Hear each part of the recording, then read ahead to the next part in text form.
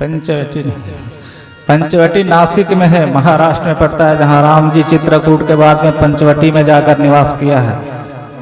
और पंचवटी माने वो तो पंचवटी है ही है। आपका शरीर कितने तत्वों से बना है आपको पता है? 5 तत्वों से। क्षिति जल पावक गगन समीरा पंचरचित अति अधम शरीर।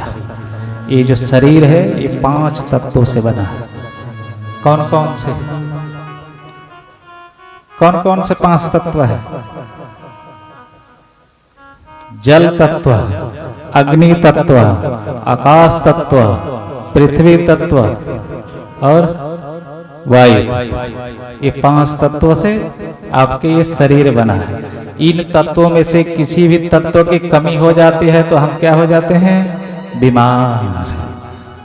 5 तत्व हर एक अपने इस शरीर में काम करते हैं, लेकिन किसी तत्व की कमी हो जाती है तो हम बीमार हो जाते हैं। अब हम आगे चले तो फिर अब गाया रहे। आप कहोगे ये 5 तत्व से शरीर बना है, लेकिन एक शब्द है पंचगव्य। वो कहाँ मिलता है? वो गाय के पास मिलता है पंचगव्य। और सुनो, हमारे 5 तत्वों को अगर शुद्धि करना है तो पंचगव्य पीना पड़ेगा। पंचगव्य ही हमारे 5 तत्वों को शुद्धि करते हैं। सुन लो अब जो होगा, सुन लो। हमारे अंदर है सबसे ज्यादा जल तत्व, जल है। तो जल तत्व को कौन से तत्व गाय का शुद्ध करता है? देखो, पंचगव्य किस चीज का बनता है? गाय का दूध, गाय का दही, गाय का घी, गौमूत्र और गोबर का रस। ये 5 तत्व हम मिलाएंगे तो पंचगव्य बन गए। लेकिन जो हमारे अंदर जल तत्व है, जब हम गौमूत्र लेते हैं तो हमारे अंदर जल तत्व को शुद्ध करता है।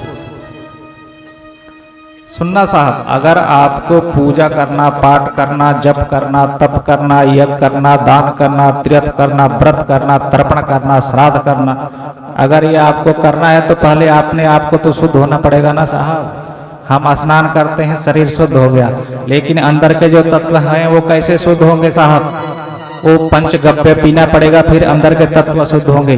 तो जो हमारे अंदर जल तत्व है वो गौमूत्र पीने से हमारे अंदर के जल तत्वों को शुद्ध कर देता है। जो हमारे अंदर अग्नि तत्व है वो गाय का घी लेने से अग्नि तत्व शुद्ध हो जाता है। जो हमारे अंदर वायु तत्व है, गाय का दही लेने से हमारे अंदर के वायु तत्व को शुद्ध कर देता है। जो हमारे अंदर पृथ्वी तत्व है, गाय के गोबर का रस हमारे पृथ्वी तत्व को शुद्ध कर देता है। हमारे अंदर जो आकाश तत्व है, इसके गाय का दूध शुद्ध कर देता है। हो गए 5 के 5 शुद्ध की नहीं? बोलो अब आप पूजा करने लायक हो गए हो, अब आप पूजा करो साहब। लोग पूजा करते हैं लेकिन फल क्यों नहीं आता? बाहर से तो शुद्ध हो जाता, अंदर से तो होता नहीं, इसलिए नहीं आता। वो अंदर से भी शुद्ध हो, अंदर से शुद्ध गाय करती है मेरे भाई, इसलिए गाय से जुड़ो। बोलो राजा रामचंद्र भगवान की जय। तो भगवान कहाँ विराज, कहाँ उन्होंने बोल दिया पंचवटी में निवास करो, गुरुदेव ने, अगस्त ऋषि। अब भगवान वहां से पंचवटी की तरफ चलते हैं। और सुनो साहब, पंचवटी में शरीर भी होता है। क्षिति जल पावक गगन समीरा पंचरचित अति अधम शरीरा। ये शरीर ही पंचवटी है, एक तरह से मान लो, क्योंकि 5 तत्वों से भी बनता है, वो भी पंचवटी है। तो भगवान ने कहा, बोले गुरुदेव ने कहा, बोले इस पंचवटी में रहो, इसमें आपके अंदर हमारे भी तो भगवान है क्या? है नहीं? जिस दिन वो निकल जाएगा उस दिन तो पहुंच जाएंगे हम वहाँ जहाँ नहीं जाना चाहिए। वो है, इसी में भी है, इस पंचवटी में भी रहता है। तो उन्होंने भगवान अब वहां से पहुंच गए पंचवटी, और पंचवटी में निवास करते हैं। उसके बाद में वहां किसका आगमन होता है पंचवटी में? वहां पंचवटी में आगमन होता है सुपनेखा का। सुप नखारा वण की बहिने, सुप नखारा वण की बहिने, सुप नखारा वण की बहिने, सुप नखारा वण के बहिने,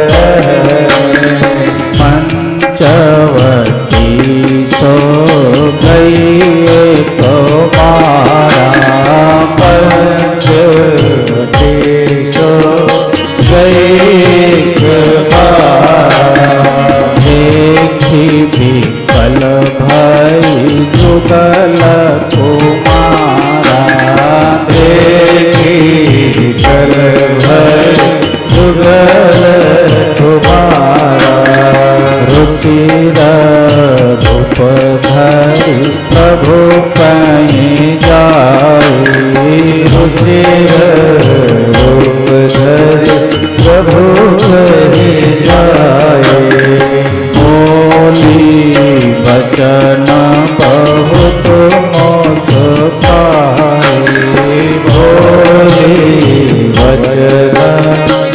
बहुत मोस पाई तुम सम पुरुष नमो सम नारी तुम सम पुरुष नमो सम नारी। उस वन में देखा, लेकिन शूर्पणखा रावण की बहिनी, वो रावण की बहन है, लेकिन वो बोलती है मेरी अभी तक विवाह नहीं हुआ है, लेकिन वो झूठ बोल रही है, उसका विवाह हुआ था, उसका एक पुत्र भी है, लेकिन वो राम को देख के बोल रही मेरा विवाह नहीं हुआ।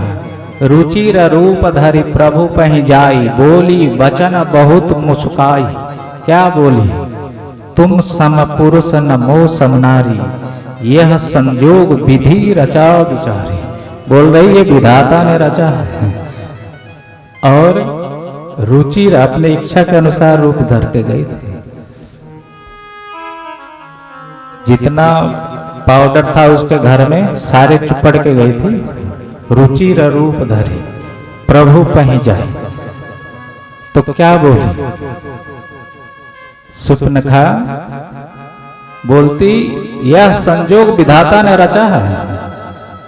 मैं तीनों लोक में घूम ली, लेकिन तुम कुछ मेरे लायक दिखते हो। राम को बोल रही है। देखो शूर्पणखा मन है, शूर्पणखा यानी उसकी जो नखें हैं वो सूप के जैसे।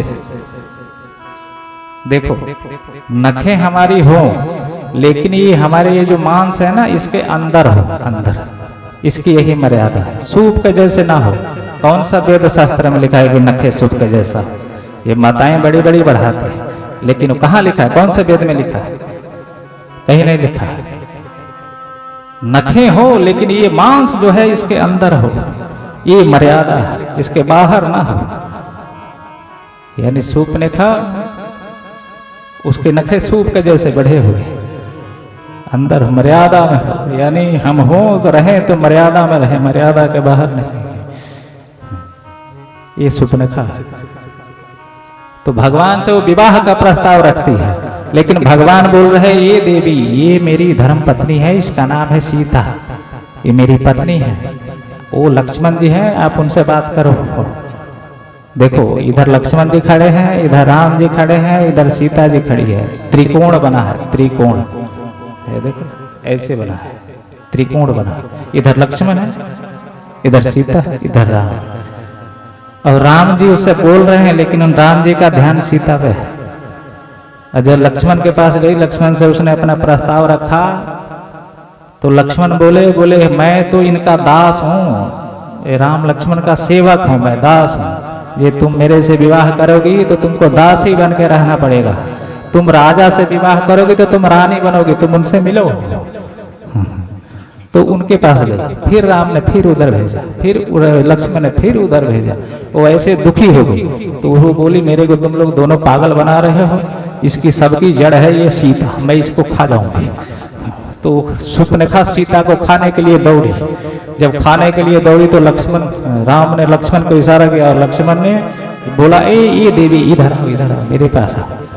तो उसको लगा पता नहीं ये राजी हो गया। तो लक्ष्मण ने एक चाकू निकाला धीरे से, बोले इधर आओ, तुम अपने हाथ ऐसे करो। तो उसने सोचा पता नहीं ये अपने हाथ में हाथ लेगा मेरा।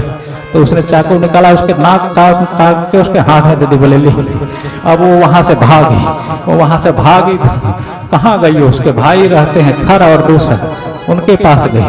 और उनके पास गई, खर दूषण पही गई बिल गाता, खर दूषण पही गई बिल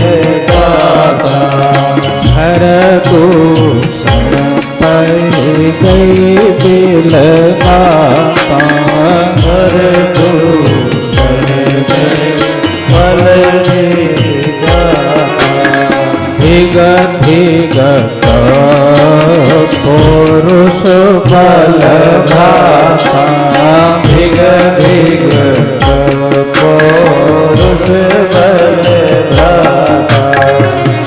खरदूषण के पास गई और खरदूषण वहां से सेना लेके आई 14,000, और 14,000 उसने जाकर बोली 2 राजकुमार आए हैं और ये देखो मेरी क्या दशा कर दिया है। खरदूषण ने 14,000 सेना लेके आए और भगवान इधर लक्ष्मण जी को बोले, लक्ष्मण तुम सीता जी को लेके थोड़ा साइड में हो जाओ, मैं इन राक्षसों से निपटता हूं। अब वो 14,000 हैं और भगवान अकेले हैं। अब भगवान 14,000 से जब वो आके खड़े हुए तो ऊपर से देवता देख रहे हैं कि भगवान अकेले हैं और ये 14,000 है, भगवान कैसे निपटेंगे। वो सब ऊपर से देख रहे हैं भगवान कैसे निपट रहे हैं।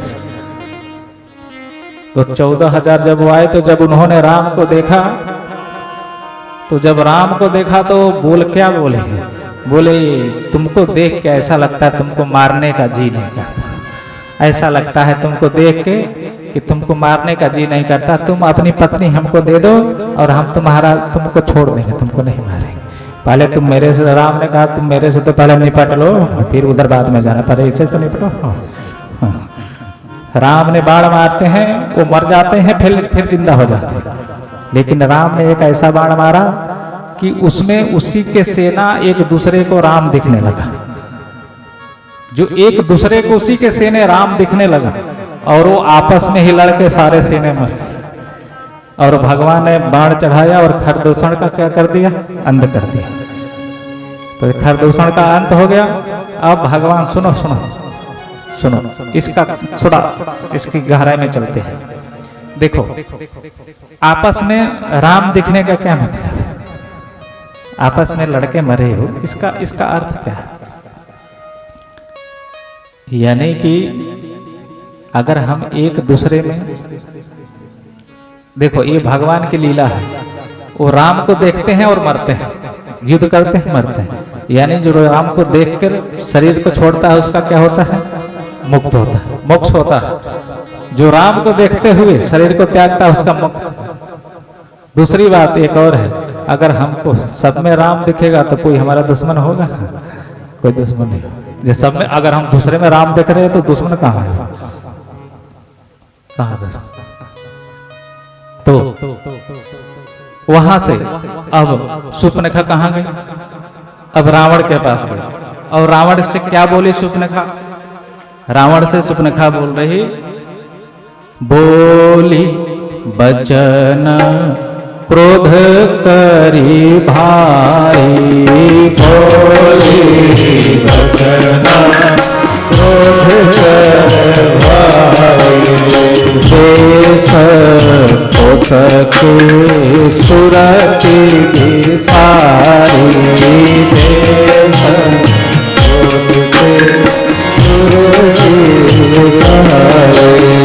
परसी पानसो असी कराती, परसी पानसो सुध नहीं कब सिर पर आराती, सुध नहीं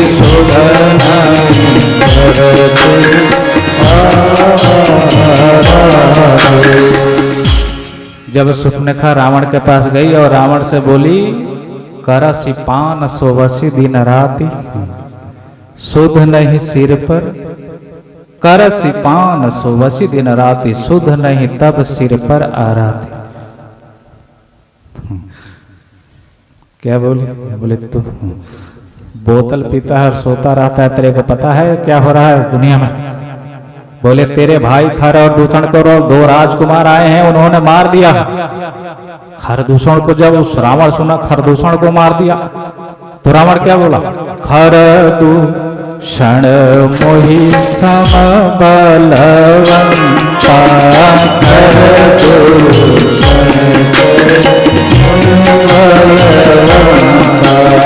तिन्हीं को मारहि बिनु भगवंता, तिन्हीं को मारहि बिनु भगवंता। रावण रावण सुना खरदूषण को मार दिया तो बोले खरदूषण तो मेरे जैसे बलवान है, उनको कौन मार सकता है, उनको भगवान के अलावा कोई मार नहीं सकता। रावण बोला खरदूषण मेरे जैसे बलवान है, उनको आदमी उनको मार दे, राजकुमार को ही मार दे, ऐसा असंभव है। तीनों ही को मार रही बिनु भगवंता, और भगवान के बिना पूछ में कोई मार नहीं सकता। जब उसने बोला भगवान के, तो उस रावण बोला कि लगता है भगवान इस धरती पे अवतार लेके आ गया है। सुर रंजन भंजन महे भारा, सुर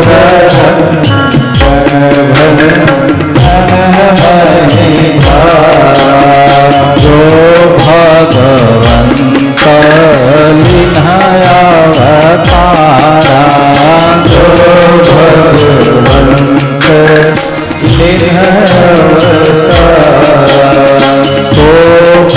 मैं जाई बरहत करिया, तो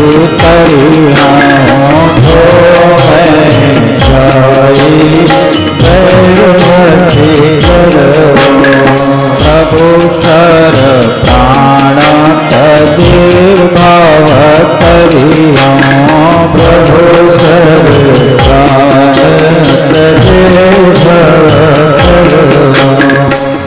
होई भजनो तामस देहा,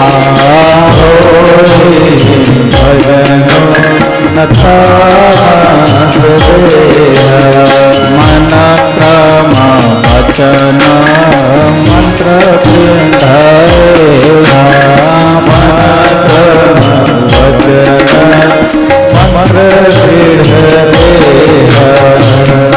रावण बोला सुर रंजन भंजन मही भारा, जो भगवंत लीन अवतारा, तो मैं जाई बैर हठ करी हूं, प्रभु सर प्राण तजे भवतरी।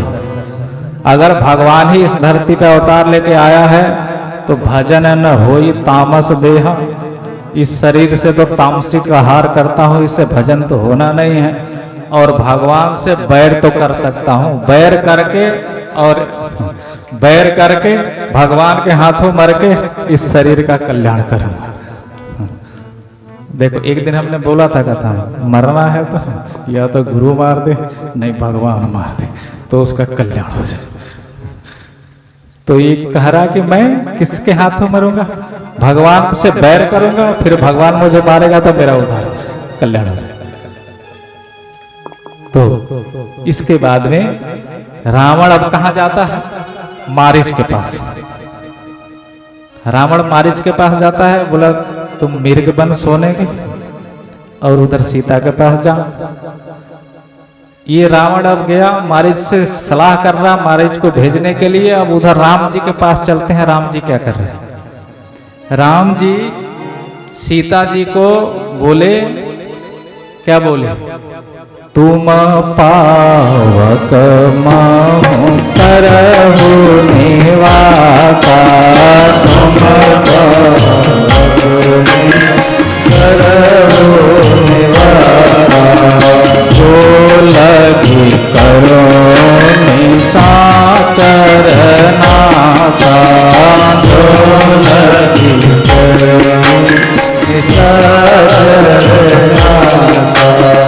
जब ही राम सब कहा बखाने, जब ही राम सब बखाने, प्रभु पद धरि अनल समाने, प्रभु पद धरि अनल समाने।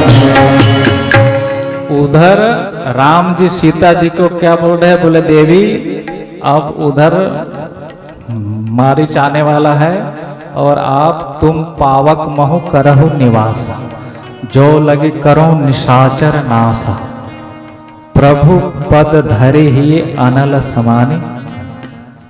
तो सीता जी वहां अग्नि, लक्ष्मण जी उस समय वहां नहीं है, लक्ष्मण जी जंगल में गए हैं लकड़ी लेने के लिए, और भगवान सीता जी से कह रहे आप अग्नि में निवास करो और बाहर केवल अपनी फोटो छाया रखो, क्योंकि अब रावण आने वाला है।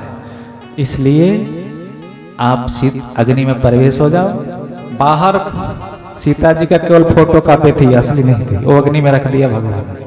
सीता जी को कहा दिया अग्नि निवास करो। सीता जी ने प्रभु के हृदय में अपने चरण को रख के और अग्नि में प्रवेश हो गई। बाहर केवल छाया रह गई, सीता जी की फोटो कॉपी रह गई। और इस मर्म को, इस बात को लक्ष्मण नहीं जानते। लक्ष्मण जानते हैं वो असली है, लेकिन वो असली नहीं है, केवल फोटो कॉपी। असली सीता जी अग्नि में भगवान ने रख दी उनको। और उधर से मारीच आया है सोने का मृग बन के, और इधर सीता जी ने, जब रावण ने कहा बोले जाओ मृग बन के वहां राम के सीता जी के पास, तो मारीच क्या कहा, बोले रावण को बहुत समझाया, बोले ए रावण, तू राम से बैर ना कर, तू राम से जीत नहीं पाएगा, क्योंकि राम के बाणों का मुझे खबर है। जब विश्वामित्र के यज्ञ में राम ने बिना फर के बाण मांगा था तो मैं समुद्र के उस पार गिरा था रे जाके, क्योंकि मुझे उसके बाणों का पता है। इसलिए ये रावण, तू उससे बैर ना रहे, ना तू बचेगा, ना तेरा कुल में कोई बचेगा, ना तेरी ये लंका बचेगी, कुछ नहीं बचेगा। इसलिए तेरी भलाई इसमें है कि राम से बैर ना कर। बहुत समझाया उसने, लेकिन रावण ने क्या किया, फिर तलवार निकाल, बोले मामा ये तलवार देख रहा, इससे तेरे को बूटी बूटी काटूंगा, नहीं तू जा अभी। अब वो उसने सोचा, बोले इसके इस पापी के हाथों से मरने से अच्छा है क्यों ना राम के हाथों मरे तो मेरा कल्याण होगा। तो उसने सोचा इसके हाथों क्यों मरे, फिर राम के ही हाथों मरे।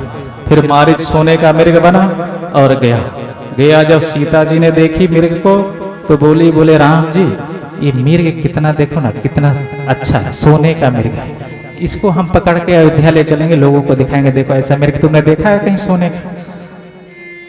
अब थोड़ा इस कथा का मूल में जाइए। सीता जी असली नहीं है और ना वो मृग असली है। सोने का ही मृग होता है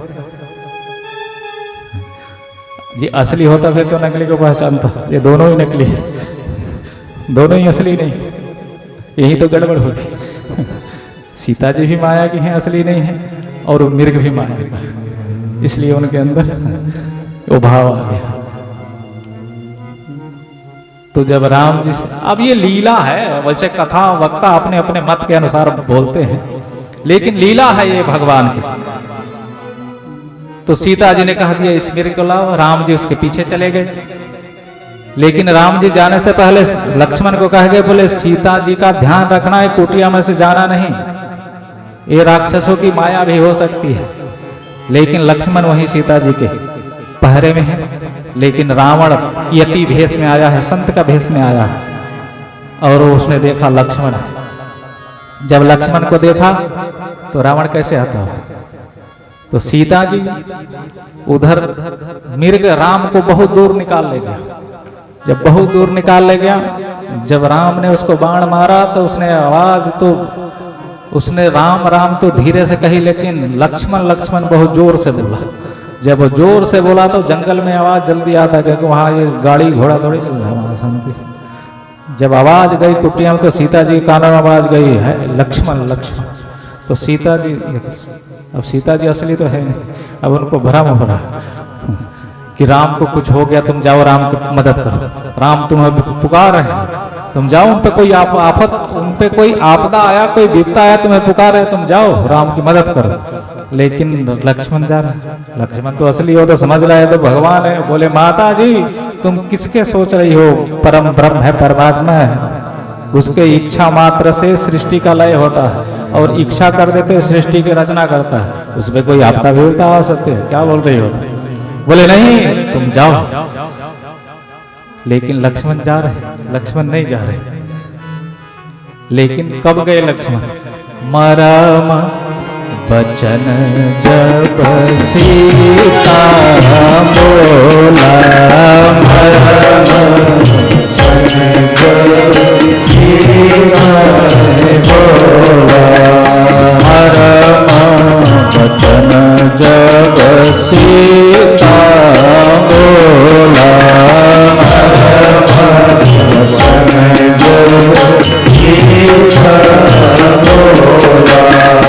हरि प्रेम लक्ष्मण मन डोला, हरि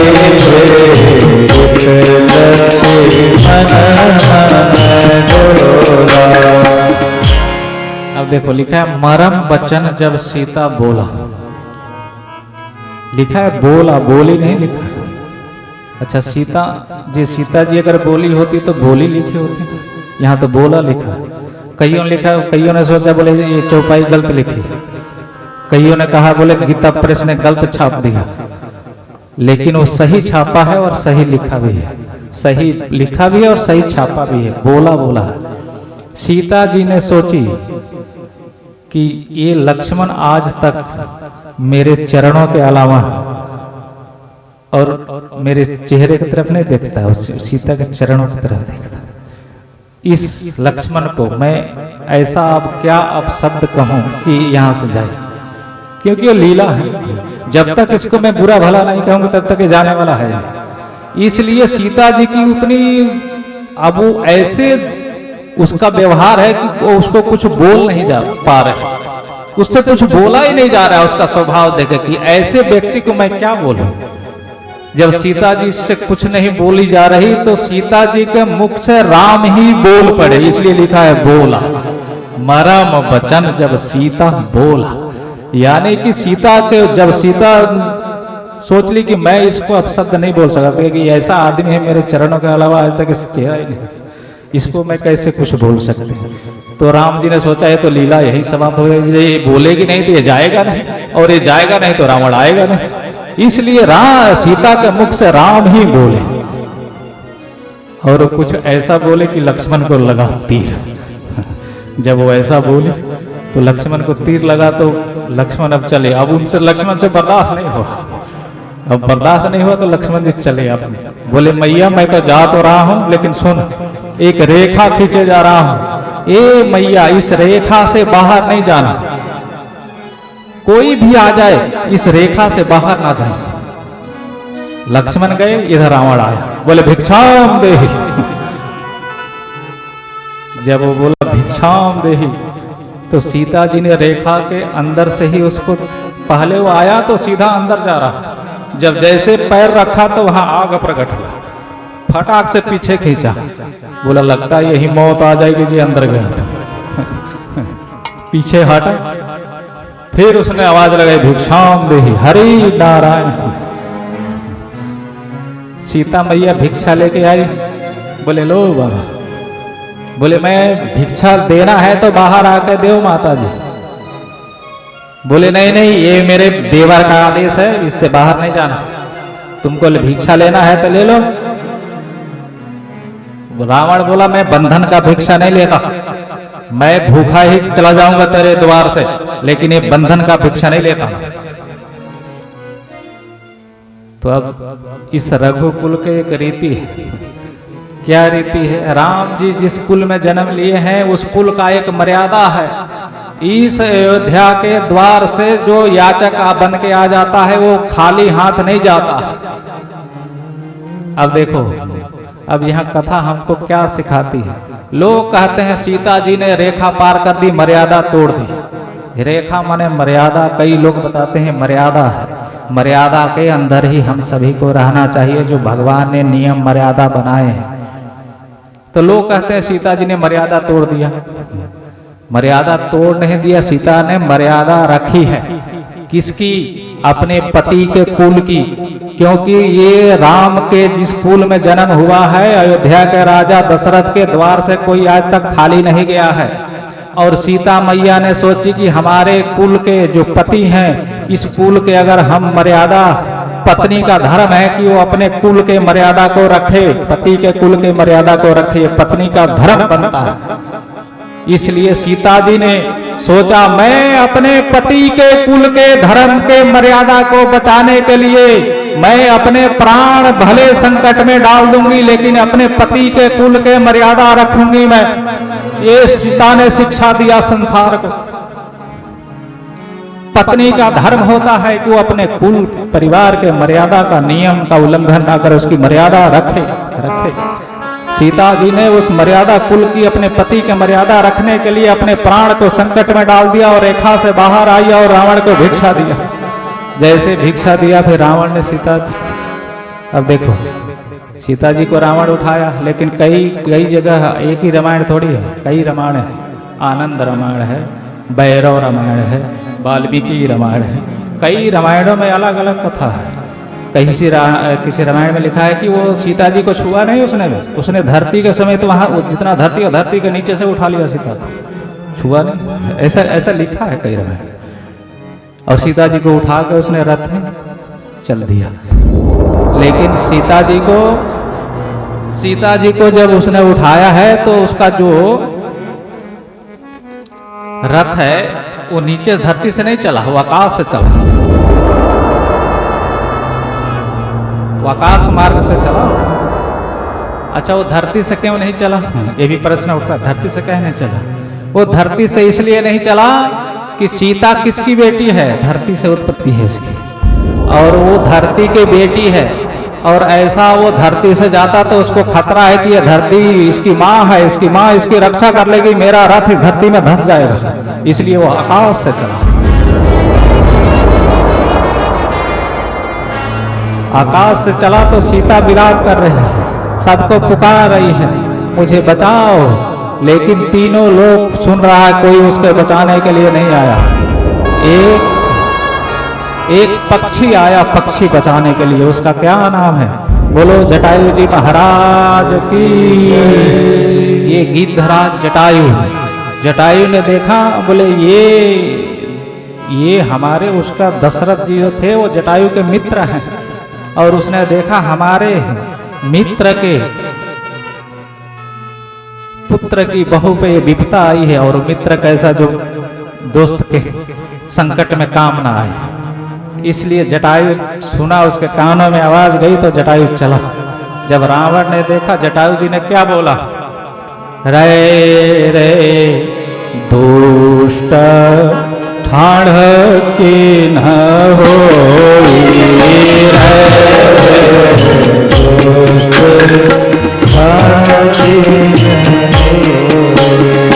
निर्भय चले सी न जाने सी मोहि, निर्भय चले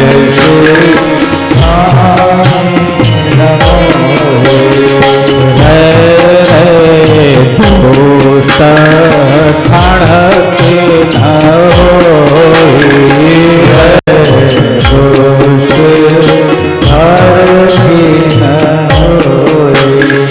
निर्भय चले से न जाने से मोहि, निर्भय चले से तो चन मारी बेदार से दे, तो चन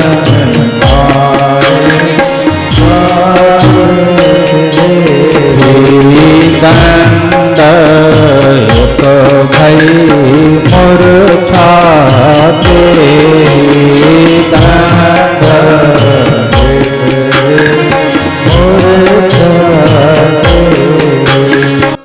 जटायु जी जब देखे तो जटायु जी रावण के ऊपर प्रहार किया, चोंचन मारी बिदार से दे। जटायु ने रावण के चोंचों से मार मार कर बेहोश कर दिया, साहब बेहोश कर दिया। जब रावण बेहोश हो गया तो सीता जी को बताते हैं जटायु ने उसके विमान से उतार कर अलग जगह सीता जी को साइड में कर लिया। लेकिन जब रावण को मूर्छा टूटी तो रावण ने छल से जटायु के पंख काट दिए। लेकिन सुनो साहब, पहले जब युद्ध होता था, अच्छा देखो, जब रावण मूर्छित हो गया था तो जटायु जी चाहते तो चोंचों से उसके 10 आंख फोड़ देते कि नहीं, लेकिन जटायु ने युद्ध नीति का पालन किया। लेकिन रावण ने छल से जटायु के पंख काट दिए। ये राक्षस वो पक्षी है, फिर भी युद्ध नीति का पालन कर रहा है। लेकिन ये राक्षस इसलिए तो है, इसने नीति विरोध काम करता। जो नीति विरोध काम करे वही तो है। ये इसने छल से जटायु के पंख काट दिए। जब पंख कट गए तो जटायु निसहाय हो गए, गिर गए। रावण सीता जी को ले गया लंका में ले गया। उधर लक्ष्मण जी पहुंचे हैं। लक्ष्मण जी पहुंचे, उसको बाण मारे थे तो मारीच राक्षस बन गया था। तो राम ने सोचा कोई, जब इधर लक्ष्मण भी आ गए इतने, बोले अब सीता, हे लक्ष्मण, लगता है मुझे सीता कुटिया में नहीं मिली, क्योंकि ये सब निशाचरों की माया थी और तुमको आना नहीं था। वहां से दौड़े राम लक्ष्मण और कुटिया में जाकर देखते हैं तो सीता नहीं। राम पूछते हैं, हे खग मृग, हे मधुकर सैनी, हे इस जंगल के पशु पक्षी वृक्षों से पूछे, तुमने देखी कहीं सीता देखी? लेकिन सीता को रावण ले गया। राम जी इधर खोज रहे, पूछ रहे, और खोजते खोजते उनको जटायु जी मिले हैं। और जटायु जी मिले तो जटायु जी ने कहा है सीता जी को रावण लेके गया है। और राम जी ने जटायु जी का अपने हाथों से उनको गोदी में उठाया। बोले, प्रभु अगर आप चाहो, आपने हमारे लिए अपने जीवन का बलिदान दे दिया, आप चाहो तो मैं आपको जीवन दोबारा दे सकता हूं। आप अगर जीना है तो मैं आपको जीवन दे सकता हूं। लेकिन जटायु जी कहते, बोले प्रभु मरना तो एक दिन है ही है, लेकिन ऐसा अवसर कहाँ मिलेगा कि आपका गोदी दोबारा नहीं मिलने वाला। इसलिए आप कृपा करके अब जाने की आज्ञा दो। उस गिद्ध जटायु ने भगवान के गोदी में अपने प्राण का अंत कर दिया है और भगवान ने अपने हाथों से उस जटायु का संस्कार किया है। देखो साहब, जब भगवान राम के पिता मरे तो भगवान वहां नहीं थे, लेकिन ये पक्षी परोपकार किया तो भगवान के गोदी में भगवान अपने हाथों से इसका संस्कार किया। इसके पिता से तो भाग्यशाली ये जटायु है जो कि भगवान उसका संस्कार अपने हाथों से करे। ये कर्मों का परिणाम। अगर हमारे अंदर परोपकार है तो भगवान हमको गोदी में उठाता, चाहे कोई भी है। अगर पुरुषार्थ है जीवन में, दूसरे का कल्याण के लिए, हित के लिए हम अगर काम कर रहे हैं तो भगवान हमको गोदी में उठाता है। अपने लिए तो दुनिया जीती है सर। आइए भगवान नाम का एक संकीर्तन सुनिए। आज की कथा यहीं विराम।